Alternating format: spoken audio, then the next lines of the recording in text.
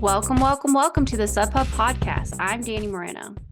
And I'm MK Sullivan. And today we will be covering Mammoth Trail Fest and a handful of other things. This last weekend in Mammoth Lakes, California, where Danny lives and trains, was the last race of the regular season Golden Trail, as well as the last race here in the US. Bit of a double hitter weekend or back-to-back weekends. And yeah, first thoughts about Mammoth Trail Fest being on the sidelines this time instead of in it. I mean, it's just incredible how big the event has become in just a couple of years. And I mean, we had a bunch of folks, global talent come here last year, and to have that again was really cool. I was really taken aback by how many locals were also participating in the race, like wanting to support Tim and the race and stuff. Um, and yeah, I just think it's a really cool event, and I hope it's on people's bucket lists. Maybe if the summer is a little tough for them, they have races like this and the Rut and some other great American trail races still on the list. Um, but yeah, I mean, we knew it was going to be fast. The conditions this year were super ideal. We did get a little bit of snow a couple days before as projected. But yeah, just seeing the race in person, both the men and the women, having been a part of it last year, just like racing, but like to actually see how fast we're running is pretty dang cool, like up and Yeah, down this mountain. yeah, definitely. Yeah, this is my third year running at Mammoth Trail Fest and would highly suggest it as a event to put on your calendar. I will probably Tommy and I at the end of the weekend, we were like, we're probably doing this every year, right? Like even if you're just like going to do Dragon's Back Ascent for fun and then you're there to spectate. Like we even went, our friends ran the 10K that Tim added to the schedule of events on Friday. And it was so fun to just like watch people run with glow sticks and Christmas lights wrapped around themselves in the dark. It's cool to have all those like additional events for people to participate in if they're there to support, a family member or a friend. Totally. And I do think, I mean, this will need to get fact checked that is also like Hillary Yang is also like the pseudo RD for the 10K. So that's pretty dang cool to add another woman RD, to the extensive list that we have out here in the States. But yeah, I mean, Golden Trail delivered, and they do like these emails post each race. And I don't know where I heard this stat, but I think it was one of the most watched races this year, considering that it's in the States. Like, it was a huge success. So that's pretty cool. And it was being live broadcasted on Eurosport, right? Yeah.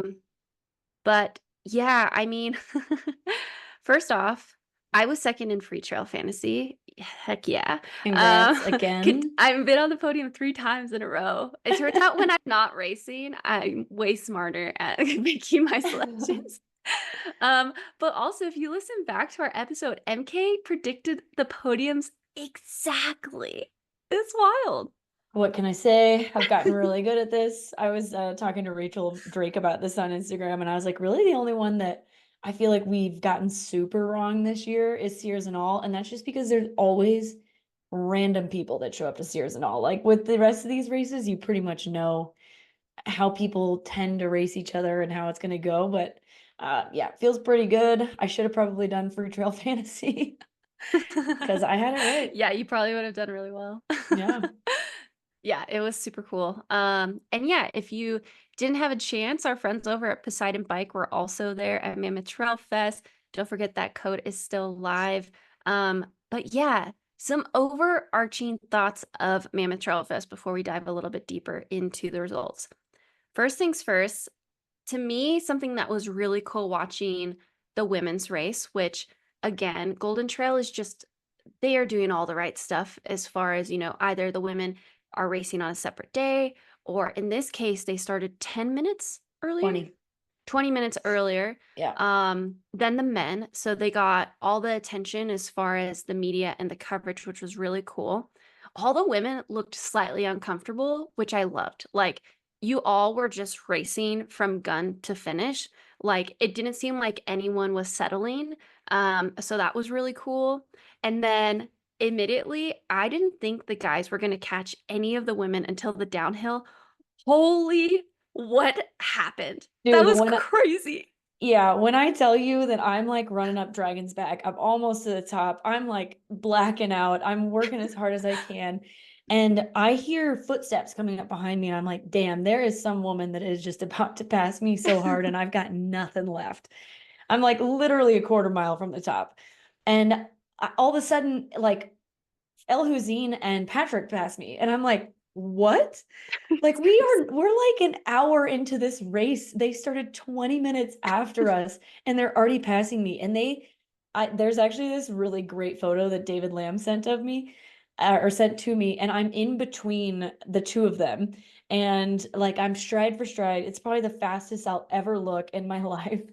But it was not only was it cool to have our own start time and like have the freedom to just race each other for a while and not worry about getting around people like dudes on single track, it was so cool. And maybe it's just me as like, the SUBHUB Also, podcast fan of the yeah. sport.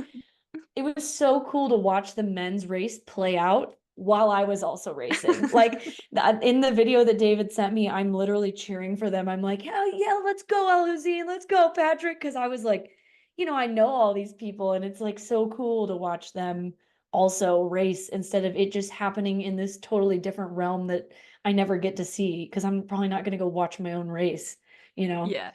Yeah. I know that just had to be so cool. And like the Yeah, women, you guys were crushing it. And then to see them coming up and over the top, making it look like, I don't know, nothing. those top four guys right now are just in another level. And Philemon, once again, I don't know if he recently has decided to put everything on Strava, but thank you, Philemon, for, the fans out here. We really appreciate it. But his gap ended up being 5:35. Considering that like when he was at the top, so as he was climbing up Dragon's Back, his gap was 5:20, 5:55. 6:32 was his slowest gap all day. And that's like the steepest climb. And then yeah, drops down a 4:32, no problem, like coming off the top. Oh, the coming off the top, I think I ran Not a like gap, like actual pace. yeah, no. I mean, I that's not surprising because I was in like mid to low fives coming off the top. Yeah, So, not surprising that they're also running. Let's see what my first mile off the top. Oh, it was a 5:42. And yeah. I was like trying to not hammer it because I was like, you still have to go uphill again. Yeah, it's like, oh, it's so Yeah. wild. But yeah, those guys absolutely crushed it. Another theme before we get into the actual results is the era of Remy doubling over. I think it is. Like, the dude is one of the best climbers ever this sport has ever seen. This year he still is in really, really good shape. You just also have El Hussein, Patrick, and Philemon who are in Yeah. incredible shape. So it's like it's not that Remy is having a bad year. It's like these are the times that have allowed him to win, the past couple of years. However, he has done this thing where he runs a really fast hill climb as kind of like a tune-up, and he's done this before Pikes. That's when he got one of the Manitou incline record in Colorado. Which if you haven't seen that video, please see it because there's this great quote of this guy being like, "No one's touching that record. That's Joe Gray's record." And then Remy just kind of obliterates it. No disrespect to Joe, but it's kind of a funny video. Yeah. And then he recently did what's the Marin Headlands climb? I'm sorry. Mount Tam. He did Mount Tam, and then he got fourth at Marin Headlands. And then he did Dragon's Back. Was it the day before the race? No, it was 2 days 2 days. before. He did the race on Friday. Yeah. Still, he absolutely destroyed Dragon's Back, but then he gets fourth again. So it's Yeah. like, do you want these? I mean, I totally get it. I mean, he's setting ridiculous times on these climbs. So is that more important or doing potentially slightly better in these races? Because then you Yeah. could say that he ran 3 hard efforts over the week when everyone else just ran Marin and then Dragon's Yeah. Back. I'd be curious to see if he thinks that that is like an issue, just because I was talking to other Remy Loro after the race, and he was like, he was telling him that Remy Bonnet was saying that like he really believes that that like sharpens him up. Like it's like a good workout 2 days before that just kind of like makes him feel ready. So I wonder if that's something that he'll ever change, even if Yeah. maybe he's not getting the results. But it is crazy because Remy is still running faster, in these races than he was in previous years. These men that are coming into the series, I mean, El Hussein's kind of always been here. He's just having a breakout year. Like they're just so good. Hey fam, Danny here. Just a reminder that this episode is brought to you by our friends over at Never Second. Never Second came onto the market 2 years ago, and since then they have had huge success in the endurance world. Starting over in cycling and triathlon, they are now, if you haven't already noticed, starting to take the trail running world by storm. Already trusted by some of the biggest names in trail running, like Katie Schei, Jim Walmsley, and our friend of the pod, Rod Farvard. Never Second is an easy to understand modular system that allows you to create the exact amount of carbs that you want for your activity. Their products are meant to mix and match, which personally I love taking advantage of. So you can ensure that you're getting 30, 60, 90, or even 120 grams of carbs per hour. So if you're interested in trying Never Second, be sure to use SUBHUB 25 for 25% off of all of your orders. Again, that's SUBHUB 25 for a 25% discount off all your orders at neversecond.com. That's NEVER2.com. Now back to the episode. Yeah, no, I definitely agree. And yeah, because Remy ended up running like 155 last year, Yeah. and he's pretty much alone. And, the course, MK and I were looking at it, and we do have the experience that I ran it last year, she ran it this year, but neither of us ran it both years. It is like 0.6 to 0.7 difference. So you could say that could sway it maybe. I don't know. It depends on how fast you're running. Like, technically, like if it was flat, that would be 4-ish minutes, 5-ish minutes. But then you add in, like, they did a different downhill this year, which and we did a different downhill last year. So it's like give or take maybe 2 minutes ish. Yeah. It depends on the athlete too. Yeah. But regardless, El Hussein ran and Patrick were both sub 150, and Remy ran 155. So it's like really, really like El Hussein and Patrick probably would have run a similar time, even if it was the The course same last year. course. I don't know where I'm Yeah. going. Points, regardless to say, is like 0.6, 0.7 is still a big distance. But in trail running, it's like, at what point is a course it just the record valid? same? It's like, it's hard. It's really hard. Yeah. It's also like, as a fan and commentator on the sport, it gets really kind of annoying sometimes to caveat, well, it was on a different course. And it's like, but that's the nature of the sport. And like, at what amount of I'm going on a rant, but At what amount is it close enough that you should still get that course record bonus, like from your exactly. Yeah, your sponsor or whatever? I think exactly. And like in a industry course like bugs. this, like you get it. Yeah. And then but UTMB, you could have made the same argument from what I've heard. I've never ran UTMB, but from when Jim got the record last year, like there was a change, but in the relative scope of the entire course, was it that big enough of a change? Well, and you and I have had the conversation about Western States, like with the course change the year that like Courtney broke the Courtney, yeah, record.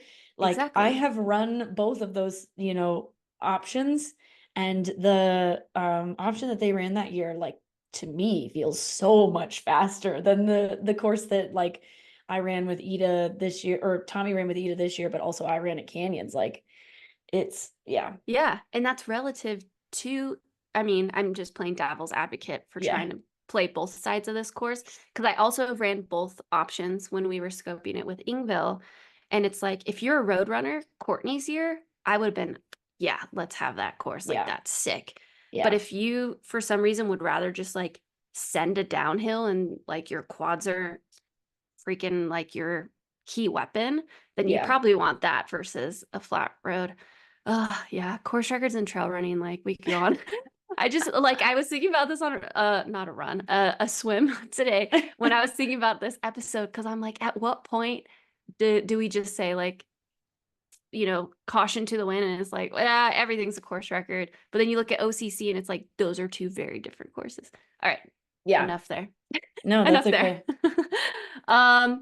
So yeah, actual results of Mammoth Trail Fest. Like we said, the dudes were catching the women on the climb. They were applying. El Hussein 149.35, Patrick 149.36. Tell us about that finish, MK.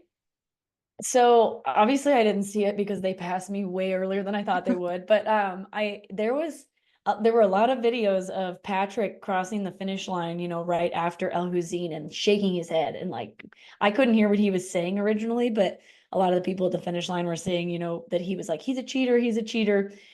And I was like, interesting. Like, did something happen out on the course? Like, and then you mentioned that something had happened at the finish line. And so I went back and watched the video. And basically what happened is they're both running down the like middle of, downtown Mammoth Mountain, not downtown Mammoth. I don't know what you'd call that. The The finish line village. area, the Yeah. village. Thank you. And El Hussein is just barely in front of Patrick, and he takes the most direct line towards the finish line. And Patrick tries to come in and also take that direct line to the finish line, except that El Hussein's already in front of him. So Patrick gets squeezed. And yeah, I guess from some angles it could look like El Hussein was elbowing him, but if you watch it, like he's not elbowing him, they're both falling. They're both catching themselves, because they're moving at like 4-minute pace and they run into each other. It's basically the same thing that happened at the Olympics with Safan Hassan and the world record holder whose name is escaping me at the moment. But it's just so funny because everybody was kind of like up in arms about it. But if you talk to anybody from the US, they're like, yeah, man, that's cross country. You ever seen a track race where somebody moves into lane 4 to keep somebody from finishing in front of them? Like, that's just normal. Yeah, yeah, it is. I mean, and like it was, I think, kudos to Golden Trail for putting the video with a more clear view, because Yeah. during the live stream, you could only see a bird's eye view of that exact moment, but they did have a biker right there capturing it. And also, like when you're tired, your arms just come up. And El Hussein, if you have ever watched him, his arms are just a little up all the time. Like that's just his form. So I also don't think it was like malicious or like he was doing it No. on purpose. And like Patrick did have the whole left side to pass. Um, but yeah, like also Patrick has crazy reflexes. Like my ACL or MCL would have been gone, like done Yeah, so. It was for like the sure. worst point. There was a huge boulder. But yeah, you saw the official caption in Instagram that, like MK said, it's like cross country. El Hussein was holding his line, and Patrick just decided to pass at the most Yeah. the worst I time. mean, nobody's brain is working at that point, so like Yeah, you're not it like, makes oh, sense that he also tried to approximately take if I that go line. out to the left, Yeah. I'll get to, yeah, no, totally. And then Um, also just showing the spirit of the sport, El Hussein and Patrick both posted on Instagram, kind of acknowledging that it was a race moment, potentially caught up in the heat of the moment to post the finish line. But when all was said and done, like they're still friends. They still want to compete against each other. And it was a good race. Like the dudes were battling all freaking day. Yeah, I mean, I saw videos and Tommy was telling me about it, like where El Hussein and Patrick were making moves on each other, like Yeah, nonstop. Like one of them would go and then the other one would catch back up. And so then the other one would go. And it's like to do that for 2 hours is trail running is insane. It's like yeah, so different than, racing on the roads where you're just like more or less you're racing other people, but you're also racing yourself like a lot more, I think, than in a trail race where you're just like constantly having to pay attention to what's going on around you. totally. Yeah. Um, But yeah, huge kudos to El Hussein and Patrick. El Hussein, this bumped him up. This would have been a key win for Patrick.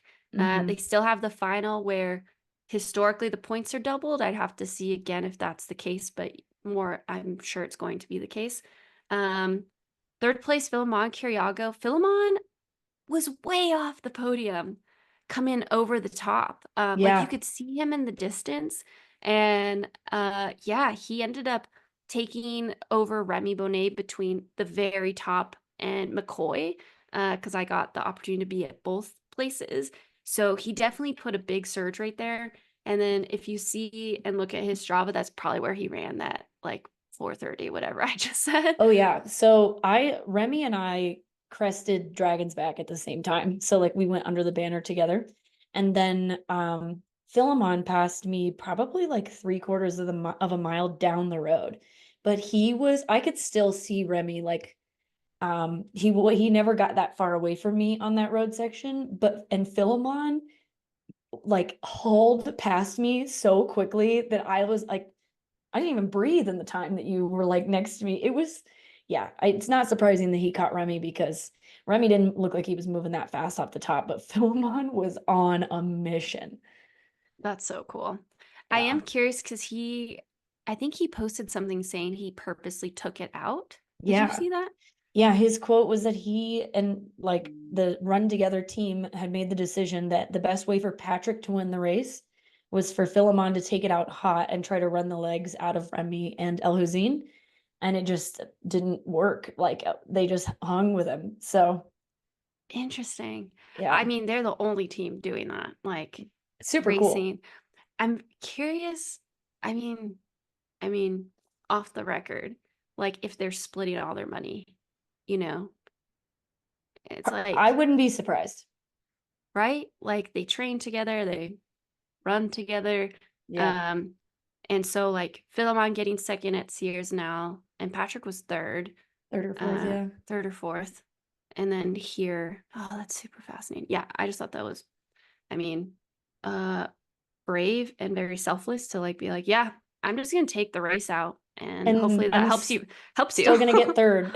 Yeah, so cool. Yeah, Um, Remy Bonnet in fourth, 152.59. So even though Philemon passed him on the top, like Remy still held on. And every time I saw Remy, he was digging, like he was really trying to close that gap. Um, Fifth was Daniel Pattis. Daniel's having a freaking year. yeah. Like just consistency across the board. The dude is fast. So like he was in my free chill fantasy, which I think potentially helped me. I think I put him like sixth or something. Yeah. But like this dude is hella fast. He was top 10 at Sears now too, I'm pretty sure. I think he probably was. Yeah. I can't remember though. But yeah, young Brooks runner, absolutely smashing it this year. Oh, he was 11th. He was Yeah. 11th, 10th. Yeah, so big things to come from Daniel Pattis. Sixth, newer name for me, but Marco Filosi. Seventh, our very Garrett own freaking Garrett. Corcoran, man. Oh, I was so stoked for him. Yeah, I yeah. feel like this is the like probably the biggest performance he's had since World Champs. Like he's been trying to do Golden Trail for a while now, but this was like his moment. He passed me in fifth place. I think right before McCoy Lakes, maybe. And I just yelled at him. I was like, do not let up. And he ended up getting seventh, but like barely. We'll talk about this on the women's side too. Like the top four men were like in kind of a league of their own, and then there's a 6.5 minute gap back to fifth place. But then from fifth to 10th is like only 3 minutes. So, and the women's race was very, very similar, where the top two women were like kind of in a field of their own, but then from third to 10th was only like 3.5 or 4 minutes. So Yeah, they were racing hard. I feel like there is this, so even just a couple of years ago, that like front person was one person. Yeah. You had Maud, you had Ninke, the list, you had Remy, you had Yeah. Killian. And now there's people coming from that used to be in that chase pack that are Yeah. joining that person, and they're no longer alone. And that chase pack is getting bigger and deeper. Oh, Like yeah. it's just, a rising tide lifts all ships sort of situation. I did want to shout out to Garrett. Dude took out the race. Like, Yes. and I love this quote from him on his Instagram, like at David Harold, because he posts the live stream and David's like, I don't quite know what he's I'm doing very here. Like, confused. yeah, very confused. And he's like, David was right. I was going too fast, but that's what racing is all about, baby. That sounds like Garrett. Yes. Always finish on empty, even if the tank is already drained halfway through the race. I just Yeah. love that so But I much. think I think for him that actually made a lot of sense because he's a sub 4 miler. Like, that first 4 miles is so runnable. Like, why not space yourself, from the rest of the field? Because I felt the same way about my own race where I was like, I'm not going to be as fast as a lot of these women on the downhill, so I might as well try to put space on them on Dragon's Back. Garrett's a very good climber. Like, so, to use that section that was more runnable and then also climb really well and then just hang on for dear life, it probably did look like it was a stupid move from the outside, but I think it was probably the best move he's made all year. Yeah. Yeah. Yeah, maybe not a stupid move, a calculated, very brave move. Yes. Yeah, so big shout out to Garrett, top 10 in this field, absolutely crushing it, top American man. Only Eighth, American in the top 10. only American in the top 10, which contrasts the women, which we will get into. Yeah. Eighth place, Caesar Maestri. He's a common dude on the Golden Trail World Series. Ninth place, Jonas Soldini. I'm not quite sure who that is. And then 10th place, Remy Leroux. Comes to America for races frequently. I believe he's Canadian. Yep. Yeah. Yeah. And Absolute crusher in these shorter races. So cool to see him come over and I crush. think that this Jonas guy finished second behind Remy at the Dragon's Back on Friday too. Oh, is he the other Solomon guy? I think he's like Swiss. Swiss. Yeah. Yeah, yeah. Okay. Cool. Yeah, so Um, great men's race. Again, last year Remy won in 155. I'll bet the course changed. Take it for what you want. But the top four men were under 155. yeah. All And right. then should we talk women? Yeah. Can you Dude, like do a quick Spark Notes version of your race and then we'll dive more into these results? yeah, SparkNotes version, I guess. I kind of knew this would be a better course for me, being like relatively unprepared to run this fast right now. Just because the up down nature of headlands was like really hard for me because I have not done a single workout that involves running really hard downhill and running hard back uphill again. So this one I figured would be a little bit more simple, just one big up, one big down mostly. I started the race feeling pretty shitty. I was immediately like, yeah, I'm out of this. Like, I'm probably gonna have another day like Headlands where I'm like 20th place. But I was like, whatever, just, run it, see what happens. But by the time we got to Twin Lakes, like, because a bunch of women went out really hard with Rachel and Joyce and Madalena. Did Lauren take Um, it out? I think Rachel took it out. And Okay. but maybe Lauren took it out after I couldn't see them anymore because I literally like I lost them like within the first half mile. Okay. But then all of a sudden there was this like kind of group that started coming back to me before we even got to Dragon's Back. That was like I could still see Rachel and Anna. I could see Tabor. I couldn't see Lauren Gregory, so maybe she did make a move. And then Aurea, Allie, and Rachel Tomasic were like right there. And so I was like, okay, Dragon's Back, unfortunately, like the back of your hand. So you might as well just like make this your move. Like work as hard as you can on Dragon's Back, use it to your advantage. So I passed all of them, that group of three, like pretty early up the climb. And then I just kept trying to like put some space into, um, between me and them. But I only was able to get like maybe 15 to 20 seconds, and then I like couldn't get any more space, which was fine. I was still like working so hard, getting to the top. Obviously, got passed by the men with like a friggin' quarter mile to go, which was crazy. But got to the top, I think, in seventh place. And I knew that Aurea and Rachel were going to come off the summit hard because that's where they passed me last weekend too, was like on the descent. So I ran hard, but not like too hard. I was trying to stay relaxed because that downhill is insane. And I knew that we were going to have to run uphill again at some point. So they passed me when we got back onto the single track after the road section. And I just tried to stick with them. There's like kind of this flat section where you traverse the side of the mountain. And I just stuck with them until we got to the switchbacks before you drop down into McCoy Lake.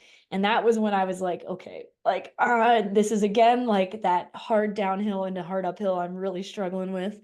But I just like that was when Tabor was like pretty close to us, and I thought like, okay, the three of us are gonna go get Tabor. It's gonna be fine. But then I kind of like lost a little bit of space on the two of them on that climb up to McCoy. And then I ran by myself for a bit, but I could still see them. And then I think maybe a half a mile before we got to the downtown trail, which is the last 3 miles of the course, unfortunately feels very flat because it is not as steep as the rest of the descent. And Allie Ostrander came up behind me and she made a pretty hard move, like when we got onto the downtown trail, and I didn't cover it. And it was a mistake because she literally ran the same distance in front of me the whole way down. And I could, she's looking back to see where I am. I'm like running as hard as I can. And we're just running the same pace all the way down the mountain together. Classic. So I, of course, never caught her, but I was like pushing, pushing, pushing, trying to catch her. I look behind me at some point just to check because I was like, I'm pretty sure that there aren't any women near us because I had seen, before you pop down in the downtown trail, I checked a couple times behind me just to make sure somebody wasn't like hammering down. And I look back and there's like two guys. And so I'm like, okay, you're good, but you gotta keep pushing. Like it's likely nobody's gonna catch you, but you don't know that. And then on the next switchback, I look back again and I see Meow Yow. And I was like, what? Where did she even come from? So then I kicked it into like, I don't even know where this gear came from, but I was in 10th place, or I thought I was in 10th place at that point. And so I was like, I did not work this hard all day to fall outside of the top 10 with a half a mile to go or a mile to go.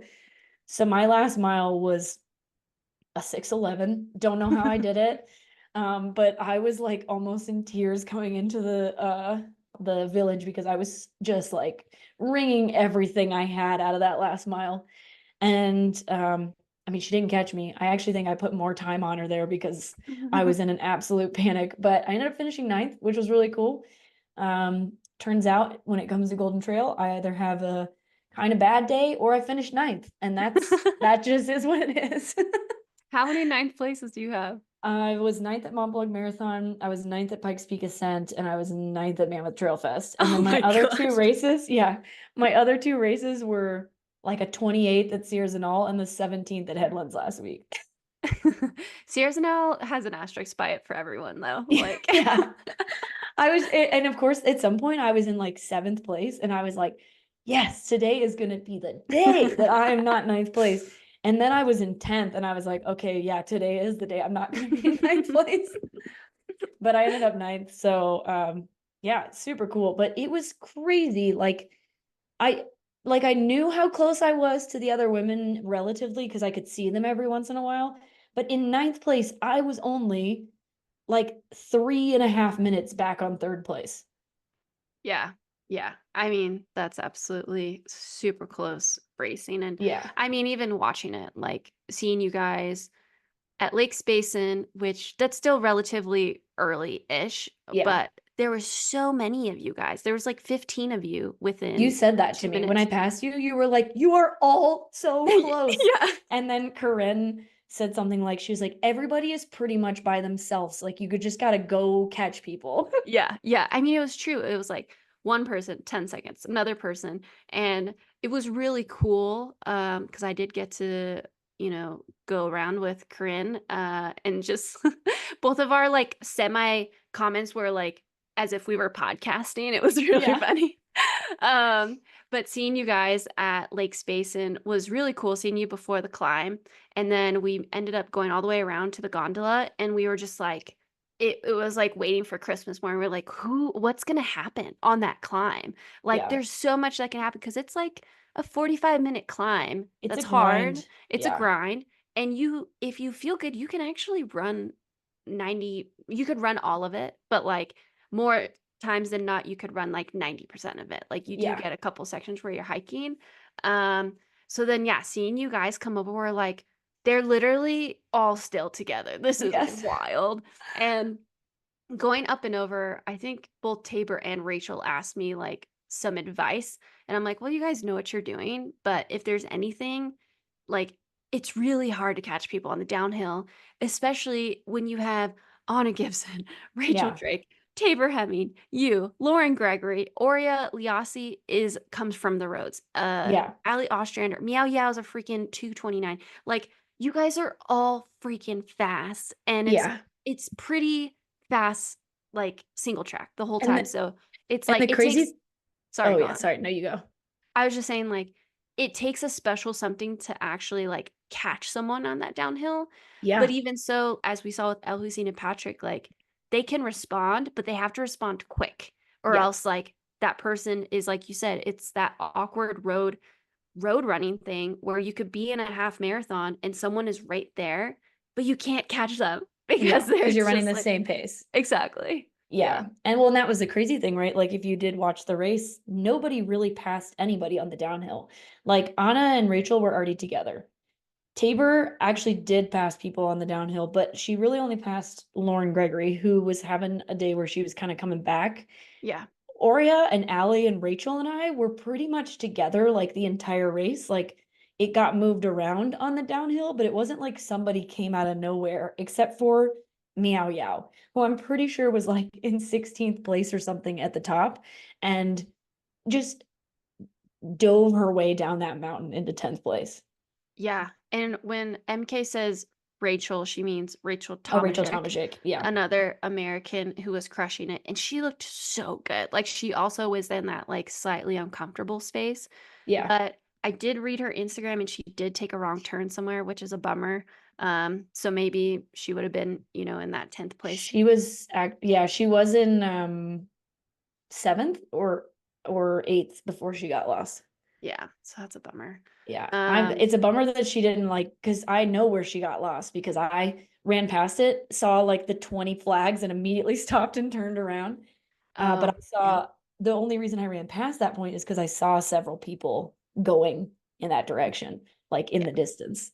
Yeah, that So makes sense. yeah, But yeah, when all was said and done, this barn burner of a race, which is just like these are so fun to watch. Like I love myself a good Western States, but Mammoth Trail Fest is right there for me personally. yeah, Again, a big reason why we started this podcast is to show these like redlining aggressive races some more love here in the States, especially. Joyce Mathani ended up running 2:11:56. I forget. Well, it was multiple minutes under what Judith ran last year. yeah. I think Again, 6. 6 minutes. That makes sense because last year I was asked how fast I think this course could run. And this year I was like, I think the winner will run 2:10, which that Yeah. makes sense, Joyce. Um, and I still think it can go faster, to be honest. Oh, I Like think so too. Because Joyce, Dragon's Back is like something I think that you just get better at the more you do it. exactly. And if El Hussein ran 150 and oh, maybe actually it's pretty close. Because it's 16 miles, this one. So if you add 16 minutes, that brings you closer to 2:05, right? Am I doing that right? Yeah. Yeah. Um, Regardless, Joyce absolutely destroyed in her own planet on this past weekend, looking super smooth. Also pushing though, which I love to see off the front. Madalena kept it honest in second, also pushing really freaking hard. Like you could tell she was in the hurt bucket, coming up over the top, improves her time and her finish from last year, which we all knew, based on what happened last year. Anna Gibson versus freaking Rachel Drake. Holy moly. Like the whole race was exciting to watch. Like MK said, like I loved watching that 5 through ninth place battle because I was like, I don't know. MK could be fourth. MK could be 10th. I don't know what's going to happen today. And same with everyone that was in that mix. But like hats off to Anna Gibson, Rachel Drake, like both showing huge kudos for each other at the end. This is why we do it. And like when people cross the finish line and give those hugs, I feel like those are the most special hugs in our like any running facet, but like trail running when you're out there for multiple hours, like throwing yourself down a mountain, you just like are bonded to those people. MK has had those battles, I've had those battles, so to like watch it happen. And like for me and MK, before the race, we were like, who's going to be the top American? Bang bang, we got it Yep. right. It was gonna be one of them. And yeah, just really, really cool to see them gut it out against each other. Anything else on that battle? I have something to add just like about the running with the American women, but I'll do it after we finish the Okay, results out. So, cool. yeah, fourth, Rachel Drake, 2:20:40. Fifth, Tabor Hemming, 2:21:47. She was in like sixth most of the day and then ended up catching Lauren Gregory towards the end. Yeah, which Uh, really cool to see after OCC to her come yeah, back and race again. Yeah. yeah. Lauren Gregory, 2:21:57. I think she was a little bit disappointed by this performance, but I still think that sixth place in your second, this has got to be her first time, I would guess, racing back-to-back weekends as well. So to be able Yeah. to go third and then sixth is like super impressive your first time. Ori Eliassi, another seventh or another top 10 in seventh, 2:22:31. Ali Ostrander, eighth place, 2:23:15. Myself in ninth at 2:23:39 and Miao Yao from China, 2:24:39. Yeah. And notable people outside the top 10, the only one that really comes to mind immediately is Judith. I think she just had a rough day. So big hugs to Judith. Hopefully she can get home, get back to her little ones, spend some quality time at home because we all know that final is Judith's wheelhouse. I've heard it's rolling, semi like heavy technical. So if she gets even just an extra week of rest, I think she's going to be one to watch in the final. And Yeah. congrats to Ollie Ostrander. I think this is her highest finish in Golden Trail so She was far. ninth last weekend, right? Yeah, I think so, yeah. Yeah, my point about racing just like with the American women that was really cool, and I think Anna and Rachel had like similar experiences is I feel like when we race in Europe, it's not that like we're not nice to each other, but like nobody's really talking to each other. Like you're racing, you're moving, like you might like if you know somebody in the race, you might be talking with them. It was like the whole time we were racing, like one of us would pass and it'd be like, all right, go get it.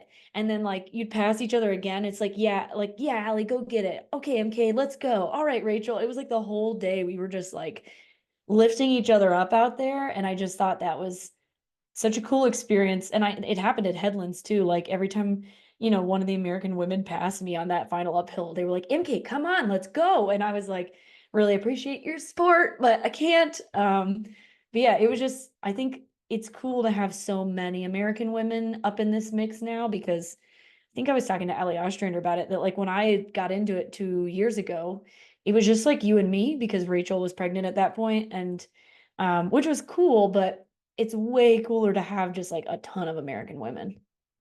yeah.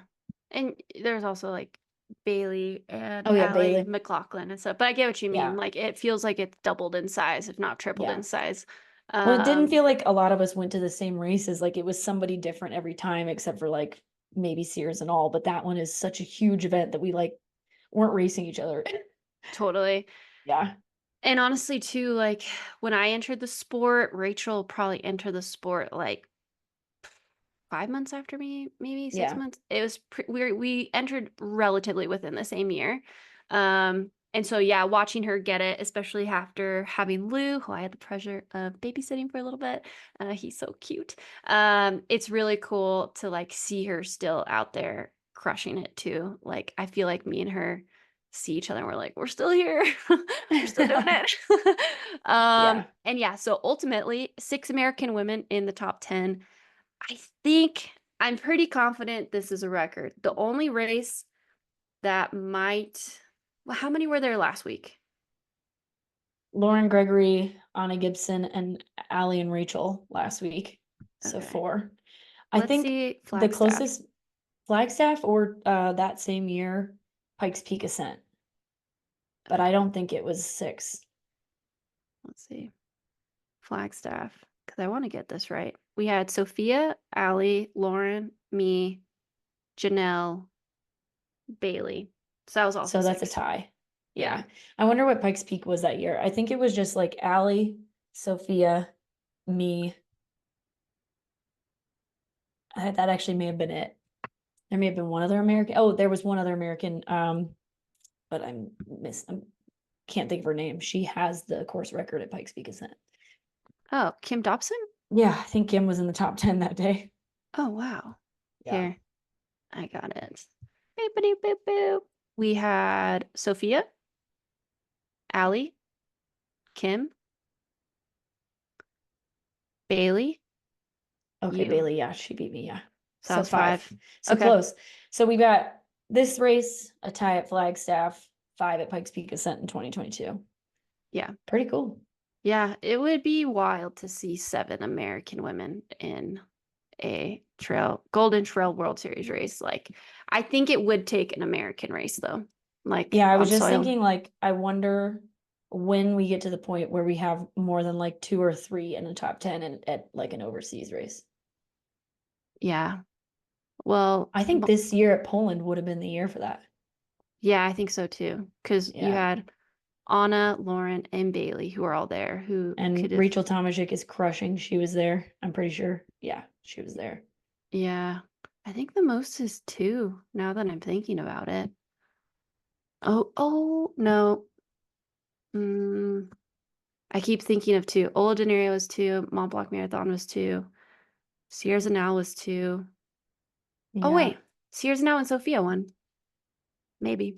Anyways, okay, sorry. This is going down. This is going now I'm All just right. like doing normal work while podcasting. We're on a tangent, but that's Let's okay. wrap this up. Okay. Yeah. We do want to bring attention to a couple other race series. Sky Running has 6 races left. That is correct. A couple in Spain, one in South Korea. Is that what I said? Malaysia. Yeah. So a little bit all over the place. Their final is not until November.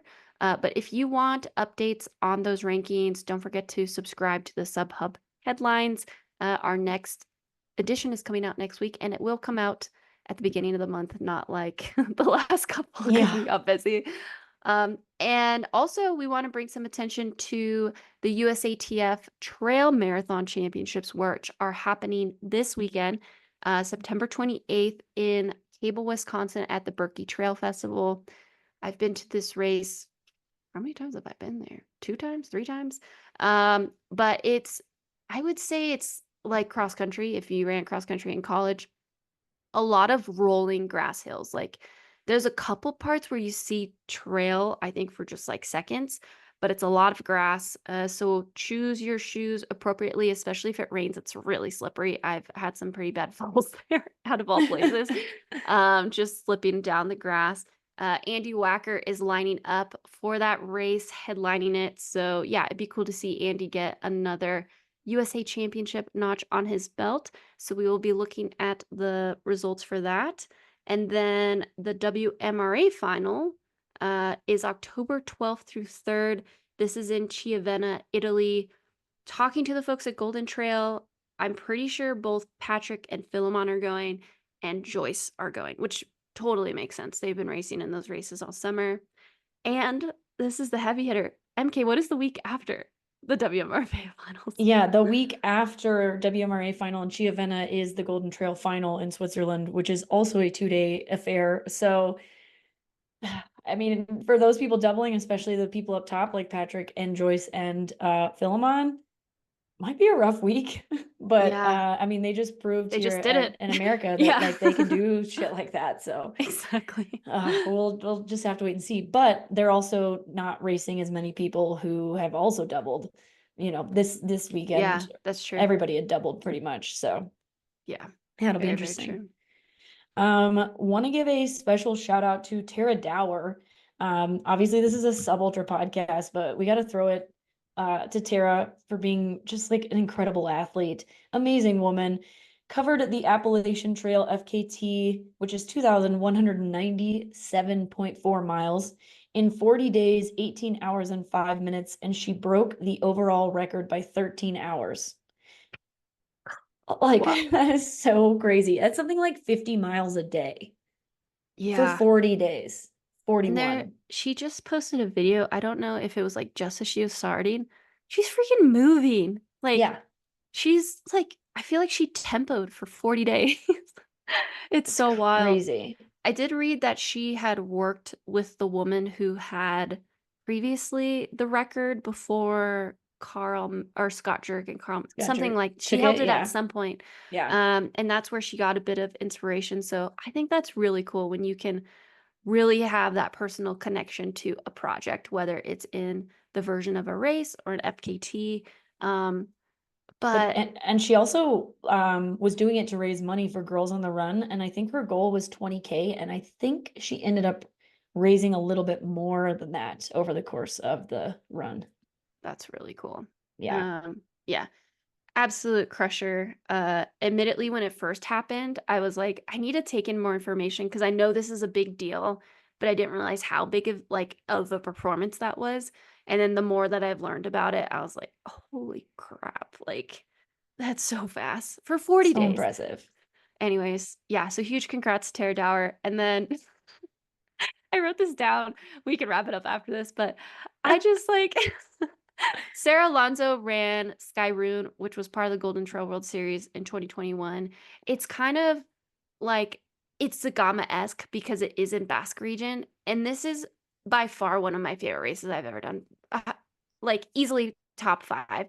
There's like colors and people in costumes and just like themed aid stations. It's super wacky and I love it.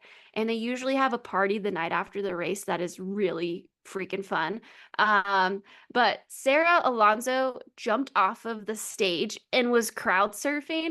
And if that's not a testament to like how big of a star Sarah Alonso is in Spain, I don't know what is. I don't think I've ever been able to be like, you know what, I'm gonna jump off the stage and people are gonna catch me. People will catch me. These people are definitely going to take care of my life.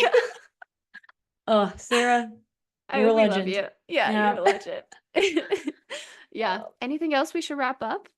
I don't think so. It's gonna be a crazy next like couple month or two. We're hoping to get you guys some pretty good interviews leading into these finals with athletes that we're very excited about. So hopefully you guys will be excited about them as well.